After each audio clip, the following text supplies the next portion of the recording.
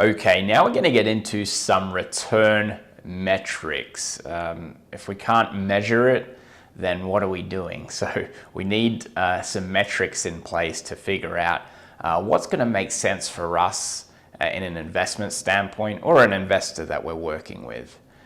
So I'm going to list off a few common metrics here. The first one is ROI, return on investment. Pretty self-explanatory. Many of you may be familiar with this one already. Takes the amount of return you get over the lifetime of the property and you divide it by the actual amount invested at the beginning. Doesn't take into consideration time period. It could be a day, a month, a year, the whole investment over years.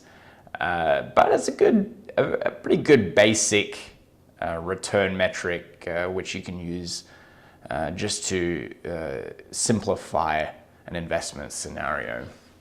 The next one is IRR, which stands for internal rate of return.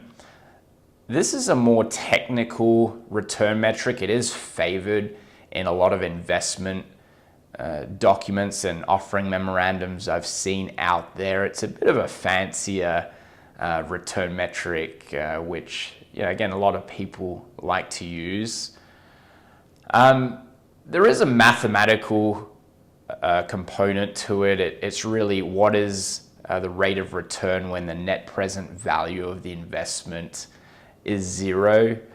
I'm not going to get too far down the rabbit hole of trying to explain that one, but in essence, it takes into consideration time in terms of deployment of capital when capital comes back in, and it annualizes it as well. So unlike ROI, which is over any period of time, IRR specifically refers to an annual standpoint.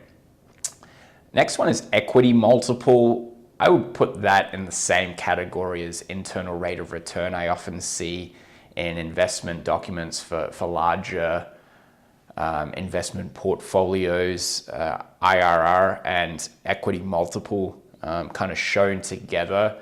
Equity multiple doesn't take into consideration time. What it does is it says, what is the multiple of the initial money that you put in versus what you're getting out at the end, whenever that end point may be. So an equity multiple of 1 would mean that you get out exactly the amount of money you put in, which probably isn't a great investment, to be honest. So you might see equity multiples of 3 or 4 or 5. Again, it doesn't take into consideration time.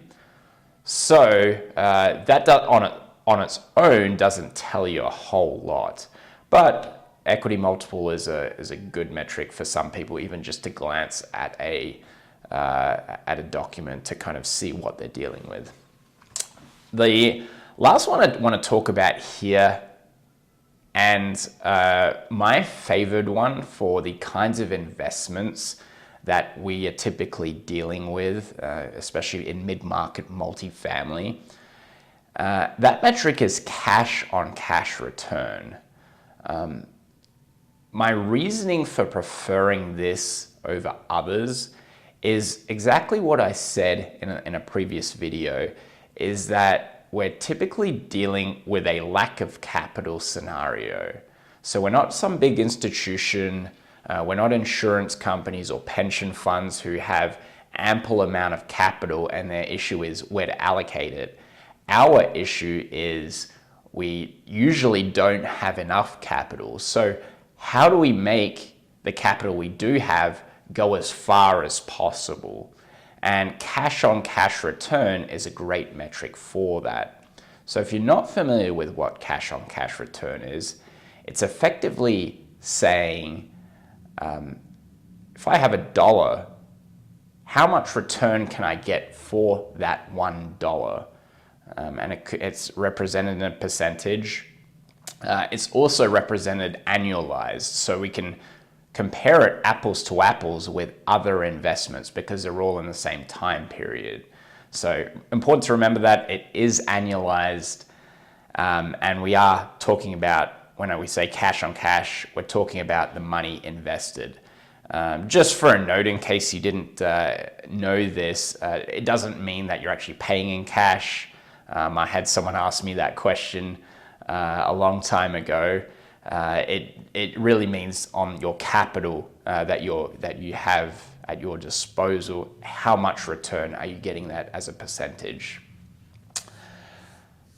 So with cash on cash, we're going to use the calculation net income instead of net operating income, NOI. So net income, if you remember, we talked about it briefly in a previous video. Net operating income is revenue minus expenses, but one of the things we do not include in expenses in NOI is debt payments. So paying the mortgage. Remember, NOI is internal factors.